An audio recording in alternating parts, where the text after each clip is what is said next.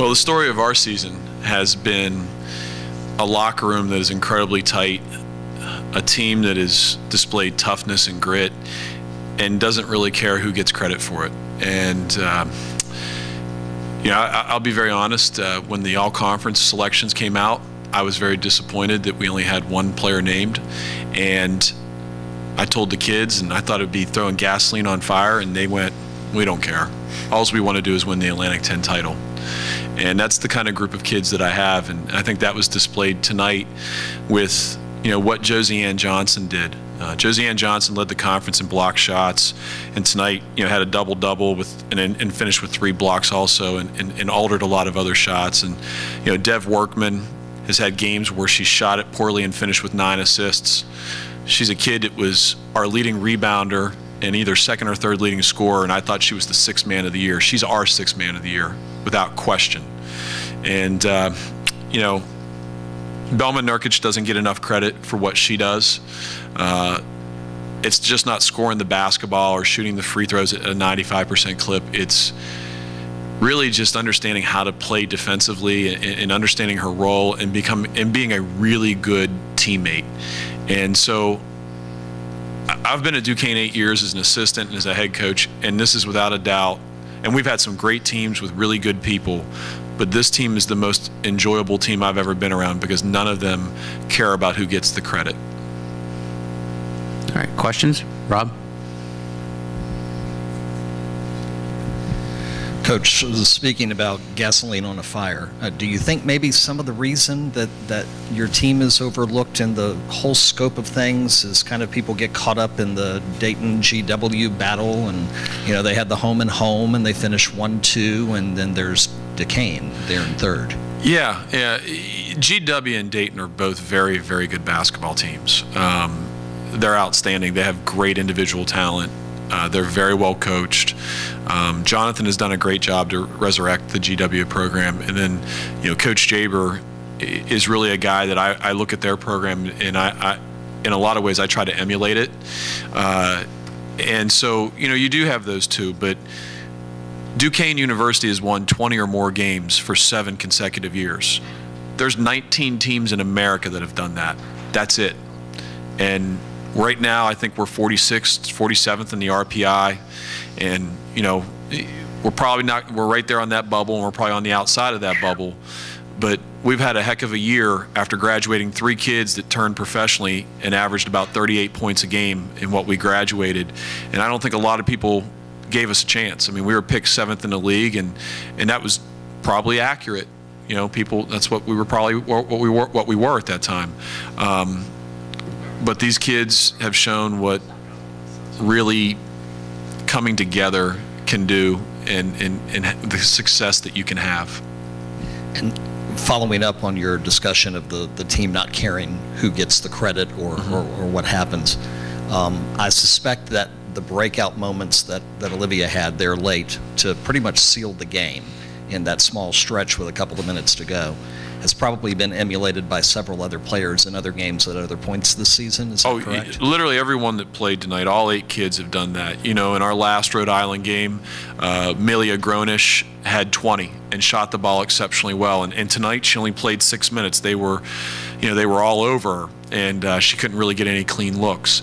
But it's been literally a different kid every night that we've played, with the exception of the GW game, where they punched us in the face when the game started, and we didn't recover real well. And maybe one day we'll get a chance to play them again. Coach, they didn't score for the last 7 minutes of the first half and then the first few minutes of the second. What were y'all doing defensively to put them off? That was pure coaching. Exactly what I thought. I do want to say that.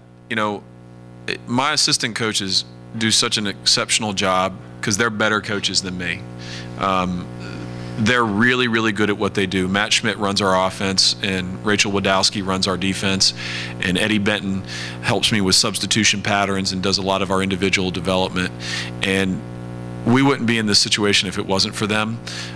What happened was we started to defend correctly, and that's because of my assistants, because their game planning allowed us to understand what we needed to do. I really believe that we sometimes have a hard time defending straight line drives, and we did a much better job in that last 10 minutes, 9 minutes, maybe somewhere in that range. And the biggest thing is we started to rebound the basketball. They had more rebounds than we did after the second media timeout, and that doesn't happen with us very much. And they had more offensive rebounds. We led the Atlantic 10 in offensive rebounding, and we kind of got after them a little bit about that we needed to get forward of the glass, especially to the offensive glass. And anytime you can control the boards, you can really kind of control tempo, and you can control defense a little bit more. Coach, if it's all right, we're going to pretend Josie's not in the back of the room. She's still here. She did not do well under McConnell's Serio's system, and she seems to have flourished under you. Can you talk about her growth as a player a little bit? Well, we've kind of moved on from Susie. We've moved on from Susie. This is our team, and Josie, I don't think Susie has anything to do with it. I think Josie played behind a kid that's playing in the Euro League right now in Wumia Gunbiati, a fellow Ontario kid, same AAU team too, the A game. Josie's a kid who every day brought her lunch pail and worked very, very hard. And so many kids want instant gratification. And Josie probably did too. But Josie never quit working. And she's the perfect example of someone that, gave 3 years where she didn't play very much and really kind of should have played more last year. And that's my fault more so. But she never gave up. And now you look at what she's done in her senior year, I don't think she'd probably trade it for the world.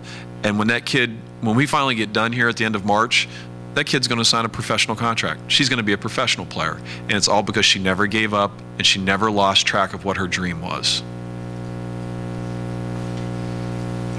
Anything? All right. Thank you for supporting women's basketball. Thank you. You guys huddled up at the end of the game. You were down and almost winning by a point. What did you say in that huddle? Because it seemed to be like all you kind of hyping people up. What was your goal? You've taken on such a huge leadership role. We just had to come out and get a stop, and that's what we did. And at practice, we usually do a drill called stop, square, stop. And I think we did that. And just the major thing I said was just to get the stop, and then we have to go down and get a bucket to get this lead going again. So, yeah. Rob? Okay, you heard the coach a few moments ago kind of characterize how special it is to have a game like this. Far from done, a lot of work to be done, but to come to the A10 quarterfinal and put on a performance such as you did tonight. How does it feel? How gratified do you feel about it after putting all that work in and all that time? I felt like finally, all the work is paying off, but I still want more. I'm still hungry. Still want that championship, so I gotta keep it level-headed and keep pushing on. April, explain what it's like. Your coach complimented you guys highly about the chemistry in the locker room, but explain kind of behind the scenes about how you create a team atmosphere to where truly you don't care who gets the credit, you don't care who scores the basket or who has the most points on a nightly basis. How do you create that? Because that doesn't happen very easily. We're a family. I remember at the beginning of the season, we did a course thing, and just to build character and respect for one another, and I think we've grown as individuals to be more cohesive. And Coach Eddie always says that the sun shines on someone different every single night, and so everyone just brings their A game, and wherever the sun shines, it shines on them, and it helps us get the victory. So everyone just does whatever they have to do in order to make this team go. We're a very unselfish team, sometimes to a fault, but it pays off. At the beginning of the year, you guys don't have a go-to player. And from the beginning, we're we don't need one. We have 5. We have 15. You can't guard all of us. So glad to see it's paying off.